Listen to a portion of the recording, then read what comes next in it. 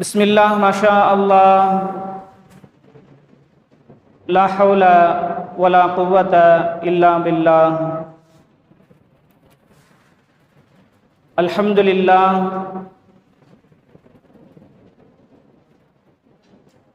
அல்ஹம்துலில்லாஹ் அல்லதீ இன்னா நஸ்தஈனுஹு வ நஸ்தக்ஃபிருஹு வ நு'மினு பிஹி வ நதவக்கலு அலைஹி வ நஊது பில்லாஹி மின் ஷுரூரி அன்ஃபுஸினா வ மின் ஸய்யிஆத்தி அஅமாலினா மன் யஹ்திஹில்லாஹு ஃபலா முதில்ல லஹு வ மன் யுضللஹு ஃபலா ஹாதிய லஹு வ நஷ்ஹது அன் லா இலாஹா இல்லல்லாஹு வஹ்தஹு லா ஷரீக லஹு வ நஷ்ஹது அன்ன ஸய்யிதினா வ நபிய்யினா வ மௌலானா முஹம்மதன் அப்துஹு வ ரசூலுஹு. أما بعد فقد قال الله تعالى في كلامه القديم في القرآن المجيد قال أعوذ بالله من الشيطان الرجيم بسم الله الرحمن الرحيم وأما من خاف مقام ربه ونهى النفس عن الهوى صدق الله العلي العظيم.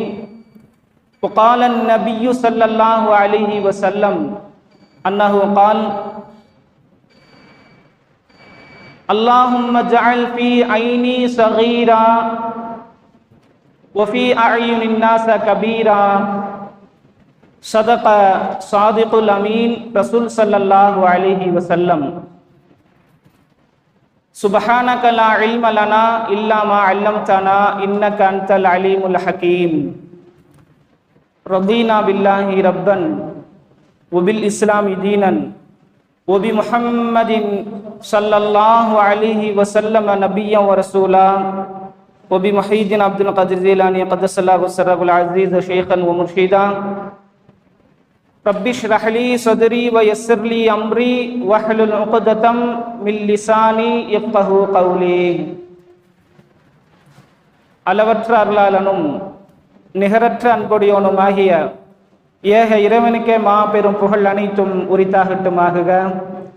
கடைசி தூதர் காரூணிய வல்லல் எம்பெருமனார் நாயகி திருமேனி ஸல்லல்லாஹு அலைஹி வஸல்லம் அன்னவர்கள் மீதும் அன்னாரின் அடிச்சுவடுகளை அயராது பின்பற்றி வாழ்ந்த உத்தம சத்திய சஹாபாக்கள், தாபிஈன்கள், தபஅ தாபிஈன்கள், ஷுஹதாக்கள், நாதாக்கள், வலிமார்கள், குறிப்பாக ஜும்ஆவுடைய முழு பயனையும் அடைய வேண்டும் என்பதற்காக பள்ளியில் விற்றிருக்கக்கூடிய நம் அனைவர்கள் மீதும் மற்றும் உலகில் உள்ள முஸ்லிமான முஃமினான ஆண்கள், பெண்கள் அனைத்து நபர்கள் மீதும் வல்லோனின் வற்றா கிருபை என்றும் நின்று நிலவட்டுமாக.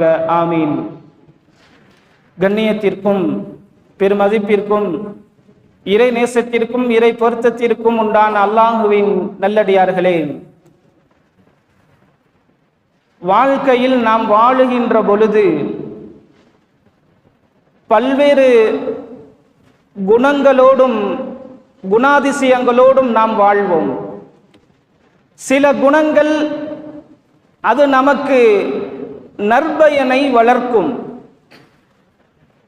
நம்முடைய வாழ்க்கைக்கு அது உகந்ததாக இருக்கும், வாழ்க்கையின் முன்னேற்றத்திற்காக இருக்கும். ஆனால் சில குணங்கள் அது நம்முடைய வாழ்க்கைக்கு, நம்முடைய பழக்க வளங்களுக்கு கெட்டதாகவும் நம்மை வாழ்க்கையின் பின்னோக்கி செல்வதற்குண்டான சில குணங்களும் இருக்கும். நம்மை அறியாமல் சில குணங்கள் நம்மை பின்னோக்கி நகர்த்தி கொண்டே இருக்கக்கூடிய சில குணங்களும் நம்மிடம் இருக்கும். இதைத்தான் அருமை நாயகம் ஸல்லல்லாஹு அலைஹி வஸல்லம் உங்களுடைய வாழ்க்கையில் உங்களுடைய குணாதிசயங்கள் எப்படி இருக்க வேண்டும், நீங்கள் வாழ்க்கையிலிருந்து எந்த குணங்களை எடுக்க வேண்டும், எதை விட வேண்டும் என்று அருமை நாயகம் ஸல்லல்லாஹு அலைஹி வஸல்லம் நமக்கு கற்றுத் தந்தார்கள். அதன் அடிப்படையில் கடந்த வாரம் சலாசுன் முஹ்லிகாத்துன், 3 குணங்கள் உங்களை அழிக்கும் என்று அருமை நாயகம் ஸல்லல்லாஹு அலைஹி வஸல்லம் அவர்கள் கூறினார்கள். அதில் முதலாவதாக முதல் வகையை நாம் கடந்த வார ஜும்மாவுடைய உரையில் நாம் பார்த்தோம். சுஹுன் முதாஉன், கஞ்சத்தனம் உங்களை அழிக்கும் என்ற அந்த செய்தியை கடந்த வாரம் நாம் பார்த்தோம். இன்னும் 2 குணங்கள், அந்த 2 குணங்கள் நம்மிடையே நம்மை அறியாமல் இருந்து கொண்டிருக்கலாம். அதை நம்முடைய வாழ்க்கையிலிருந்து களைவதற்கு அல்லாஹ் உதவி செய்வானாக. அழகிய குணங்களோடு வாழும் பாக்கியத்தை தருவானாக. எல்லா விதமான கெட்ட பழக்க வழக்கங்களிலிருந்தும் அல்லாஹ் நம்மை பாதுகாப்பானாக. நம் ஈமானை பாதுகாப்பானாக. நம் உள்ளத்தை அல்லாஹ் பாதுகாப்பானாக. எல்லா விதமான கஷ்ட நஷ்டங்களிலிருந்தும் பலாய் முசீபத்துகள் சோதனைகளிலிருந்து அல்லாஹ் நம்மை பாதுகாப்பானாக. பரிபூர்ண ஈமானோடு அல்லாஹ் வாழச் செய்வானாக. அல்லாஹ் ஹஜ்ஜை நசீபாக்குவானாக, உம்ராவை நசீபாக்குவானாக.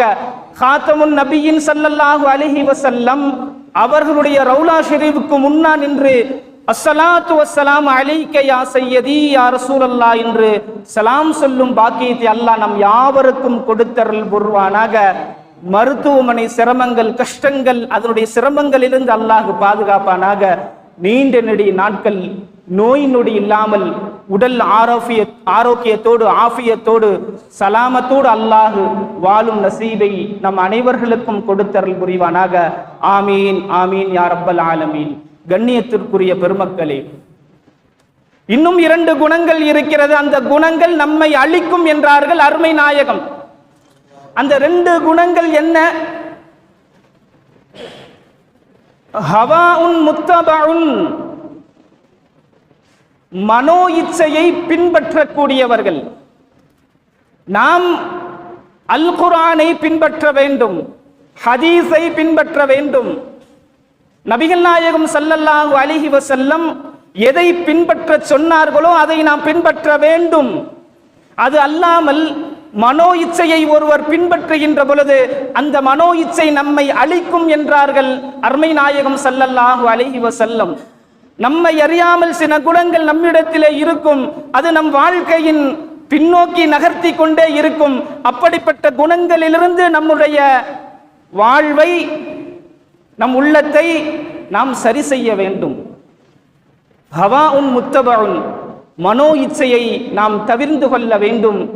அல்லாஹு தஆலா அல் குர்ஆனில் குறிப்பிடுகிறான். அல்லாஹ் அல் குர்ஆனில் குறிப்பிடுகிறான், வ அம்மா மன் காஃப மகாம ரப்பிஹி வ நஹன் நஃப்ஸ அனில் ஹவா.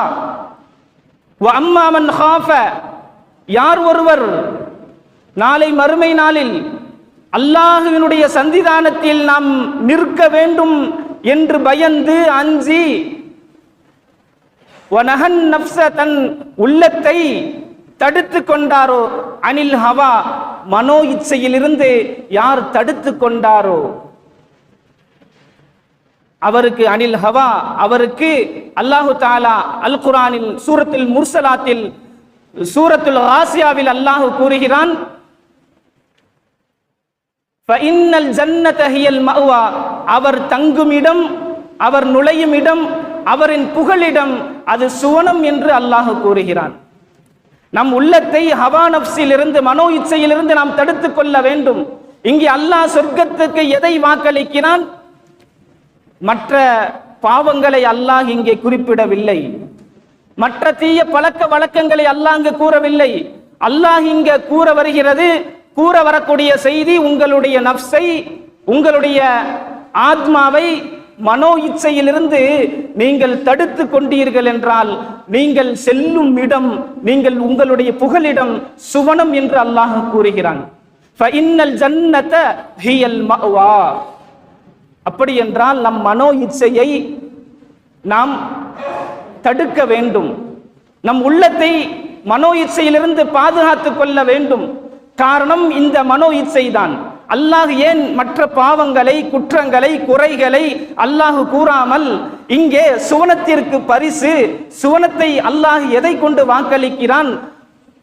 நாம் இந்த ஹவா நஃப்ஸை தடுத்து கொண்டோம் என்றால், ஏன் தடுத்து கொள்ள வேண்டும் என்றால், மற்ற பாவங்களுக்கு தலையாக இருப்பது இந்த ஹவா நஃப்ஸ் தான், இந்த மனோ இச்சை தான். பாவங்களினுடைய அது ஆணி வேர் இந்த மனோ இச்சை. ஆகவேதான் அந்த மனோ இச்சையை தடுத்து கொள்கின்ற பொழுது அல்லாஹ் சுவனத்தை பரிசளிக்கிறான். சூரத்துல் ஆசியாவில் அல்லாஹ் கூறுகிறான். ஆகவே மனோ இச்சையை நாம் தடுத்து கொள்ள வேண்டும். பாவங்களுடைய அது ஆணி வேர். ஒரு பாவம் செய்வதற்கு மனோ இச்சை தான் அது தூண்டுதலாக இருக்கிறது. நாம் தொழாமல் இருக்கிறோம், காரணம் மனோ இச்சையை பின்பற்றியதன் காரணமாக. அல்லாஹுக்கு வழிபடாமல், அவருடைய கட்டளையை ஏற்று நடக்காமல், நபிகள் நாயகம் ஸல்லல்லாஹு அலைஹி வஸல்லம் அவர்களுடைய வழிமுறையை நாம் பின்பற்றாமல் இருப்பதற்கு எல்லாவற்றிற்கும் அடித்தளமாக ஆணி வேராக இருப்பது என்பது இந்த மனோ இச்சை தான்.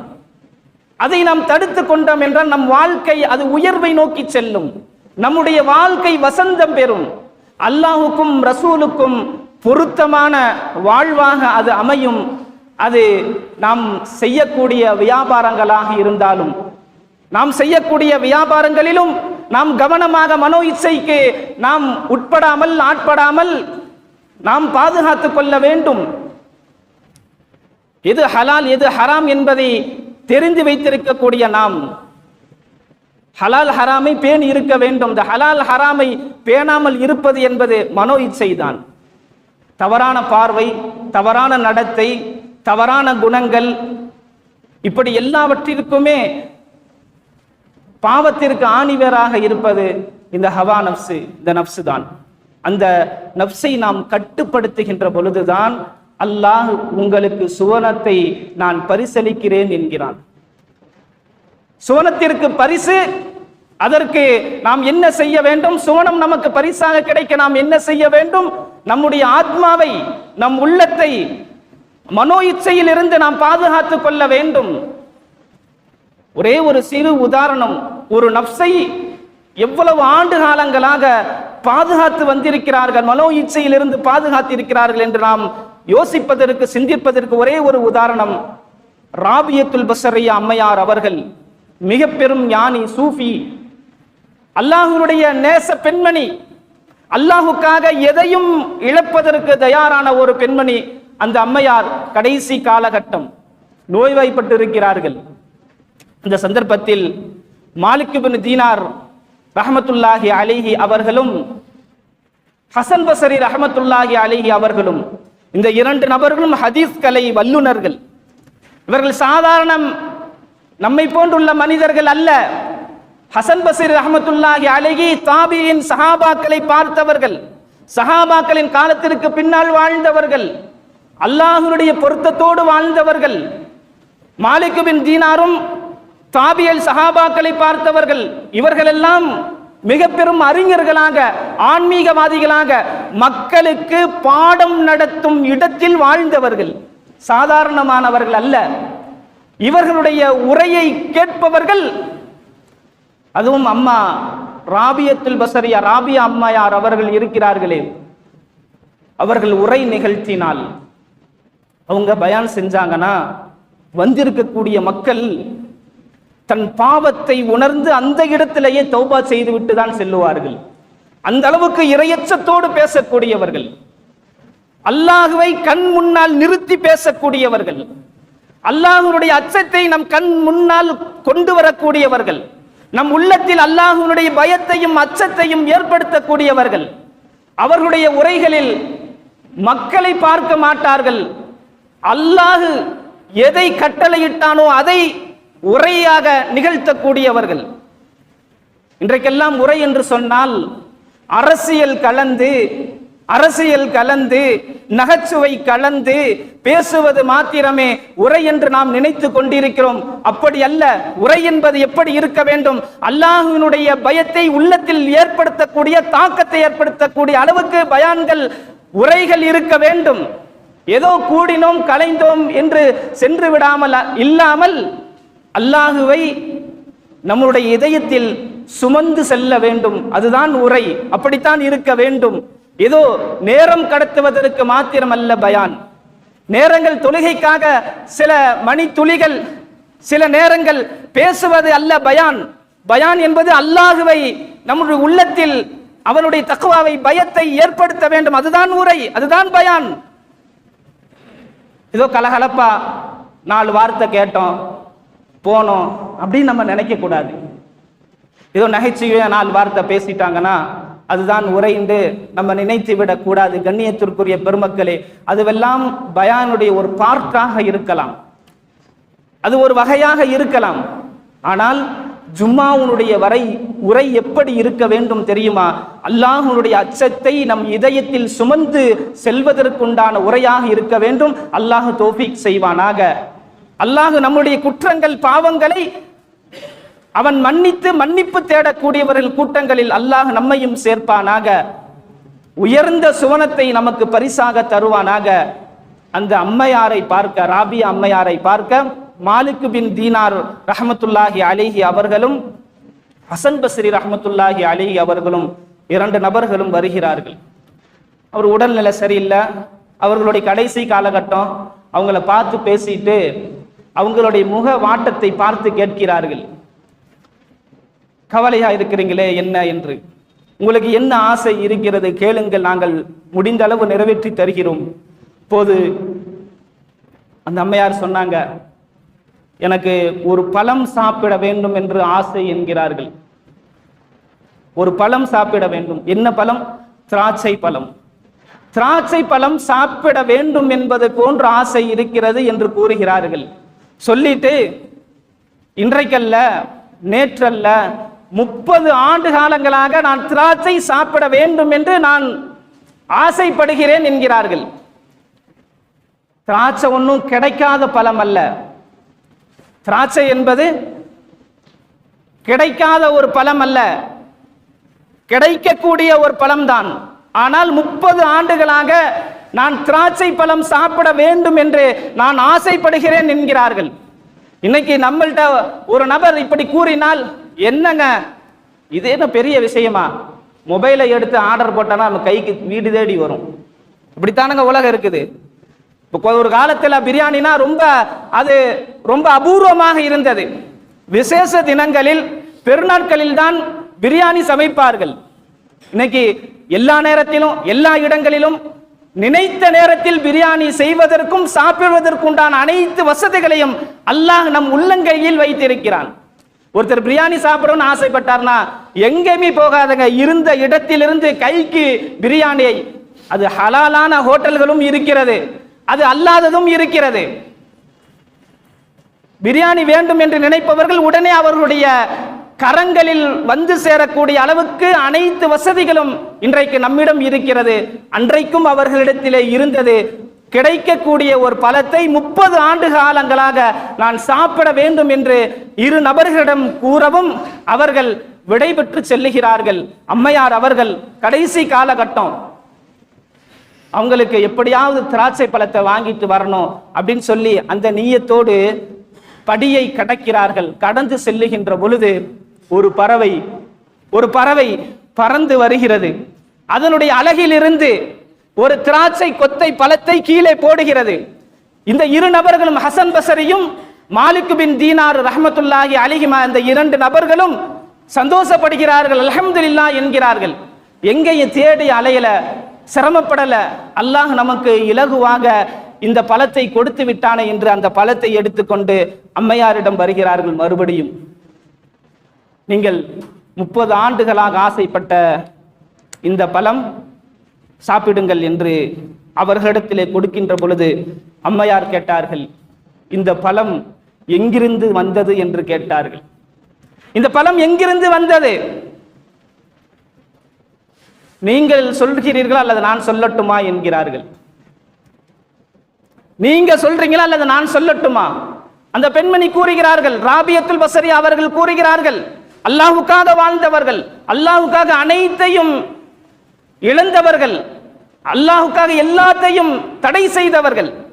அவர்கள் கூறுகிறார்கள், அவர் நாவுகளிலிருந்து புறப்படுகிறது, நான் கூறுகிறேன், எங்கோ ஒரு தோட்டத்தில் ஒரு காகம் பழத்தை அந்த தோட்டக்காரனுக்கு தெரியாமல் பறித்து கொண்டு திராட்சை கொத்தை எடுத்துக்கொண்டு வந்து கீழே போட்டு விட்டது. அது எப்படி எனக்கு ஹலால் ஆகும்? உங்களுக்கு யாரேனும் உங்களுக்கு ஹிபத்தாக அன்பளிப்பாக கொடுத்தார்களா அல்லது நீங்கள் விலை கொடுத்து வாங்கினீர்களா? எங்கோ தோட்டக்காரனுக்கு தெரியாமல் எடுத்து வந்த அந்த பறவை அது அலகிலிருந்து தவறு கீழே வீழ்ந்த பழத்தை எடுத்து கொண்டு வந்து என்னிடத்திலே கொடுக்கிறீர்களே என்று அந்த அம்மையார் கேட்டிருக்கிறார்கள் என்றால் நாம் இங்கே யோசிக்க வேண்டும். எது ஹலால் எது ஹராம் என்பதை நாம் நம்முடைய நஃப்ஸுக்கு அப்பாற்பட்டு, மனோ இச்சைக்கு அப்பாற்பட்டு நாம் யோசிக்க வேண்டும். கிடைத்ததெல்லாம் நமக்கு ஹலால் என்று இல்லாமல் எது அல்லாஹ் நமக்கு ஹலாலாக்கினானோ அதை நாம் புசிக்க வேண்டும், அதை நாம் சாப்பிட வேண்டும். அந்த அம்மையார் கற்றுத் தருகிறார்கள். இத்தனை ஆண்டு காலங்களாக நான் இருந்தேன், ஏன் தெரியுமா, ஹலால் ஹராம் பேணி நான் இருந்தேன். கடைசி காலகட்டத்தில் என்னை இந்த ஹராமை கொடுத்து அல்லாஹ்வை சந்திக்கக்கூடிய தருணத்தில் ஒரு ஹராமை செய்த பாவியாக என்னை சந்திக்க விடாதீர்கள் என்று அந்த பெண்மணி கேட்டிருக்கிறார்கள் என்றால் மனோ இச்சை எப்படி கட்டுப்படுத்தினார்கள். கிடைச்சிச்சு, ஏதோ அன்பளிப்பு கொடுத்தாங்க, நம்ம சாப்பிட்டோம் அப்படின்னு அந்த அம்மா கடந்து போகவில்லை. இந்த சாப்பாடு, இந்த பொருள், இந்த பழம் எங்கிருந்து வந்தது, எனக்கு ஹலால் இல்லை என்று உறுதியாக கூறுகிறார்கள் என்றால் நாம் அதைத்தான் யோசிக்க வேண்டும். ஹவா நஃப்ஸ் என்பது அப்பேற்பட்ட ஒரு பாதிப்பை ஏற்படுத்திவிடும். அல்லாஹுக்கும் நமக்கும் தூரத்தை ஏற்படுத்திவிடும். அமலுக்கும் நமக்கும் உண்டான தூரத்தை ஏற்படுத்திவிடும். அமலில் இஹ்லாஸ், தூய்மைத்தனத்தை அதை எடுத்துவிடும். ஹவா நஃப்ஸ், மனோ இச்சை அனைத்து பாவங்களினுடைய ஆணிவேர் என்று அருமை நாயகம் ஸல்லல்லாஹு அலைஹி வஸல்லம் அவர்கள் கூறியிருக்கிறார்கள் என்றால் அதில் அர்த்தம் இருக்கிறது அல்லவா? இரண்டாவதாக, ஆகவே அல்லாஹு தஆலா அந்த ஹவா நஃப்ஸிலிருந்து அல்லாஹ் நம்மை பாதுகாப்பானாக. மனோ இச்சையை கட்டுப்படுத்தக்கூடிய பாக்கியத்தை அல்லாஹ் நமக்கு தருவானாக. மூன்றாவதாக அருமை நாயகம் ஸல்லல்லாஹு அலைஹி வஸல்லம் அவர்கள் கூறினார்கள், இஅஜாபுல் மர்இ, ஓர் மனிதர் இஅஜாபுல் மர்இ பி நஃப்ஸிஹி, தன்னை எந்த இடத்திலும் எல்லா சூழலிலும் பெரிய ஆளாக நினைத்துக் கொள்வது. அதற்குண்டான கருத்து, ஒரு மனிதர் தன்னை தானே ஆச்சரியப்பட்டுக் கொள்வது. நான் யார் தெரியுமா? தன்னை மூன்றாவதாக அழிக்கக்கூடிய ஒரு பண்பை, ஒரு குணத்தை அருமை நாயகம் ஸல்லல்லாஹு அலைஹி வஸல்லம் நமக்கு கற்றுத் தருகிறார்கள். 3 குணங்கள் அழிக்கும். முதலாவதாக கஞ்சத்தனம் நம்மை அழிக்கும். இரண்டாவதாக ஹவா நஃப்ஸ், மனோ இச்சை நம்மை அழிக்கும். பின்பற்றப்படும் மனோ இச்சை நம்மை அழிக்கும். மூன்றாவதாக கூறினார்கள், இஅஜாபுல் மர்இ பி நஃப்ஸிஹி, தன்னை உயர்ந்தவன் என்று நினைத்துக் கொள்வது. எல்லா நபர்களை விட நானே உயர்ந்தவன் என்று ஒருவர் நினைக்கும் பொழுது அவர் அழிந்து போவார் என்று அருமை நாயகம் ஸல்லல்லாஹு அலைஹி வஸல்லம் அவர்கள் கூறினார்கள். இங்கே சிந்தனைக்கு ஒரே ஒரு கேள்வி, ஷைத்தான் ஏன் அல்லாஹ்வால் தூரமாக்கப்பட்டான்? ஷைத்தான் ஏன் அல்லாஹ்வால் தூரமாக்கப்பட்டான்? இப்ப நாம் ஒரு தவறு செய்து விட்டோம், தெரியாம செஞ்சுட்டேன், ஷைத்தான் என்ன வழி எடுத்துட்டான் நாம் கூறுவோம். மூசா நபி ஒரு தவற அடிச்சிருவாரு, லேசா ஒரு தட்டு தட்டுவாங்க, அவரு இறந்துருவாரு. ஹாதாமின் அமலி ஷைத்தான், இது ஷைத்தானுடைய வேலைன்னு ஷைத்தான் மேல தூக்கி பழியை போட்டுருவாங்க. நம்ம ஒரு பாவம் செய்யறோம், ஷைத்தான் என்ன வழி எடுத்துட்டான், ஷைத்தான் என்ன விடல, நான் தொழுகலும்னு நினைக்கிறேன், ஆனா ஷைத்தான் என்ன விடுறதில்ல நம்ம சொல்றோம். ஆனா ஷைத்தான், அல்லாஹு தஆலா சொன்னா ஃபஸ்ஜுது லி ஆதம, ஆதமுக்கு சஜ்தா செய்யுங்க அல்லாஹ் சொன்னா, எல்லோரும் சஜ்தா செஞ்சாங்க, எல்லோரும் சஜ்தா செய்தார்கள். மலாயிக்கத்தில் எல்லாம் சஜ்தா செஞ்சாங்க, ஷைத்தான் மட்டும் செய்யல. நீ ஏன்பா செய்யல? அப்ப அவ என்ன சொன்னா நமக்கு தெரியும். அவன் என்ன கூறினான்? என்னை நெருப்பில் படைத்தாய், அவரை மண்ணில் படைத்தார், அவரை விட நானே உயர்ந்தவன், நான் தான் உயர்ந்தவன், நான் தான் என்கின்ற அந்த நான் என்கின்ற அந்த அகம்பாவம், நான் தான் என்கின்ற அந்த கர்வம். ஏன்னா அந்த நேரத்தை வழி எடுக்கக்கூடிய வேற ஆள் யாரும் கிடையாது, ஷைத்தான். அப்ப இவன் இப்லீஸ், இவன் ஷைத்தானா, அவனை கெடுக்கிறதுக்கு வேற யாராவது இருந்தாங்களா? இல்லையே. நாம் யோசிக்க வேண்டும், சிந்திக்க வேண்டும். அப்ப தன்னை பெரிய ஆளாக நினைத்துக் கொள்வது, தன்னை எல்லா நபரையும் விட மேலோங்கி தன்னை நினைத்துக் கொள்வது என்பது எப்பேற்பட்ட ஆபத்தான ஒரு குணம் என்பதை நாம் கவனத்தில் கொள்ள வேண்டும். அதைத்தான் அருமை நாயகம் ஸல்லல்லாஹு அலைஹி வஸல்லம் உங்களை அழித்து விடும் என்கிறார்கள். சாதாரண வார்த்தை அல்ல, உங்களை அழிக்கும் செயல், உங்களை அழிக்கும் குணம். அப்ப ஷைத்தான் அழிந்து போவதற்கு, சாபத்திற்குரியவனாக ஆனதற்கு காரணம் தன்னை பெரிய ஆளாக எடுத்துக்கொண்டது. நபிகள் நாயகம் ஸல்லல்லாஹு அலைஹி வஸல்லம் அல்லாஹ்விடத்திலே பிரார்த்திப்பார்கள், துஆ செய்வார்கள். அல்லாஹும்ம ஜஅல் ஃபீ ஐனி ஸகீரா, யா அல்லாஹ் என் கண்களுக்கு என்னை சிறியவனாக காட்டு என்று துஆ செய்வார்கள். வஃபீ ஐனின் நாஸ கபீரா, மனிதர்களுக்கு பெரிய நபராக காட்டு என்று துஆ செய்வார்கள். என் கண்களுக்கு நான் சிறியவனாக இருக்க வேண்டும், நான் பாவியாக இருக்க வேண்டும். நம்ம என்னதான் அமல்கள் புரிந்தாலும், பொழுது முழுவதும் நோன்பு வைத்து இரவு முழுவதும் நின்று வணங்கினாலும், 40 ஹஜ் செய்தாலும், 50 உம்ரா செய்தாலும், நான் ஒரு பாவி என்கின்ற அந்த எண்ணம் தான் இருக்க வேண்டும். எல்லா நபர்களை விட நான் உயர்ந்தவன் என்கின்ற அந்த எண்ணம் அது அழிவை தரும். உங்களுடைய அமல் அல்லாஹ்விடத்திலே ஏற்றுக்கொள்ளப்படாது. நபிகள் நாயகம் ஸல்லல்லாஹு அலைஹி வஸல்லம் அவர்களிடத்திலே இந்த செய்தி பல்வேறு ஹதீஸ் கிதாபுகளில் பதிவு செய்யப்பட்டு தபரானியிலும் பதிவு செய்யப்பட்டு இருக்கிறது. நபிகள் நாயகம் ஸல்லல்லாஹு அலைஹி வஸல்லம் அவர்கள் காலத்திலேயே ஓர் மனிதரை பற்றி சஹாபாக்கள் புகழ்ந்து பேசுகிறார்கள். அவர் நல்லவர், வல்லவர், நல்ல அமல்கள் புரியக்கூடியவர், பகல் முழுவதும் நோன்பு நோற்பார், இரவு முழுவதும் நின்று வணங்குவார், அவரை போன்று ஒரு நல்ல மனிதர் யாரும் இருக்க முடியாது என்று சூளுரைத்துக் கொண்டிருப்பார்கள், பேசிக்கொண்டிருப்பார்கள். அதே நேரத்தில் தபரானியில் பதிவு செய்யப்பட்டிருக்கிறது, அந்த தோழர் வருவார், உள்ளே வருவார். நபிகள் நாயகம் ஸல்லல்லாஹு அலைஹி வஸல்லம் அவர்கள் கூறுவார்கள், இன்னி ரஐது ஃபீ வஜ்ஹி, அவருடைய முகத்தில் நான் பார்க்கிறேன், அவருடைய முகத்தில் நான் பார்க்கிறேன், ஷைத்தானுடைய தீண்டுதலை நான் பார்க்கிறேன் என்கிறார்கள். அவர் உள்ளே வந்து அமர்வார், சலாம் சொல்ல மாட்டார். வெளியிலிருந்து உள்ளே வரக்கூடியவர்கள் சலாம் உரைக்க வேண்டும், ஆனால் அவர் சலாம் சொல்லாமல் வந்து அமர்வார். நபிகள் நாயகம் ஸல்லல்லாஹு அலைஹி வஸல்லம் அவர்கள் கேட்பார்கள், அல்லாஹ்வின் மீது ஆணையாக நான் கேட்கிறேன், எல்லா நபர்களையும் விட இங்கு குழுமி இருக்கக்கூடிய எல்லா நபர்களையும் விட நானே உயர்ந்தவன் என்று உன் உள்ளத்தில் நீ நினைத்தாயா இல்லையா என்று கேட்பார்கள். ஆம் என்று அவர் சொல்லுவார், ஆம் என்று சொல்லுவார். எல்லா நபர்களையும் விட தான் உயர்ந்தவன் என்று நினைத்துக் கொண்டிருக்கக்கூடியவர் முகத்தை பார்த்து அருமை நாயகம் கூறினார்கள், இவர் முகம் ஷைத்தானால் தீண்டப்பட்டு ஷைத்தான் அவருடைய முகத்தை அறைந்ததை போன்று இருக்கிறது, நான் பார்த்தேன் என்று நபிகள் நாயகம் ஸல்லல்லாஹு அலைஹி வஸல்லம் அவர்கள் கூறினார்கள். என்றால் மற்றவர்களை விட நாம் தாழ்வாகத்தான் நம்மை நினைத்துக் கொள்ள வேண்டும். அடுத்தவரை விட நான் உயர்ந்தவன் என்கின்ற அந்த குணம் நம்மை பாழாக்கிவிடும் என்றார்கள். அந்த குணம் வேண்டாம் என்றார்கள் பெருமானார் அவர்கள். அதனால் தான் அல்லாஹ்விடத்திலே அல்லாஹும்ம ஜஅல் ஃபீ ஐனி ஸகீரா வ ஃபீ ஐனின் நாஸ கபீரா என்று துஆ செய்வார்கள். இந்த துஆ சாதாரண துஆ அல்ல. இதனால் கிடைக்கும் பலன்கள் பலவற்றை பெருமக்கள் எழுதுவார்கள். ஏதேனும் ஒரு அதிகாரியை நாம் சந்திக்க செல்லுகிறோம், அல்லது ஒரு பிரச்சனையை சந்திக்க தீர்த்து வைக்க நாம் செல்லுகிறோம் என்றால் இந்த துஆவை ஓதிவிட்டு செல்லுகின்ற பொழுது அந்த துஆவுடைய பரக்கத்தால் அல்லாஹு தஆலா அவருடைய கண்ணுக்கு நம்மை பெரியவனாக, அல்லாஹும்ம ஜஅல் ஃபீ ஐனி ஸகீரா, யா அல்லாஹ் என் கண்களுக்கு என்னை சிறியவனாக காட்டு, வ ஃபீ ஐனின் நாஸ கபீரா, மற்றவர்கள் மனிதர்கள் கண்களில் என்னை பெரியவனாக காட்டு என்கின்ற இந்த துஆ என்பது அற்புதமான துஆ, எப்போதும் ஓதிக்கொண்டிருக்க வேண்டிய ஒரு துஆ.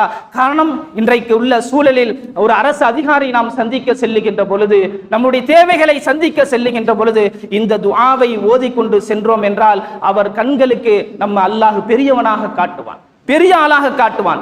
அல்லாஹ் இஸ்ஸத்தை தருவான், கண்ணியத்தை தருவான். குர்ஆன் ஹதீஸிலிருந்து தான் நம் மருந்தை எடுக்க வேண்டுமே தவிர வெறும் பதவிகள் மாத்திரம் அல்ல.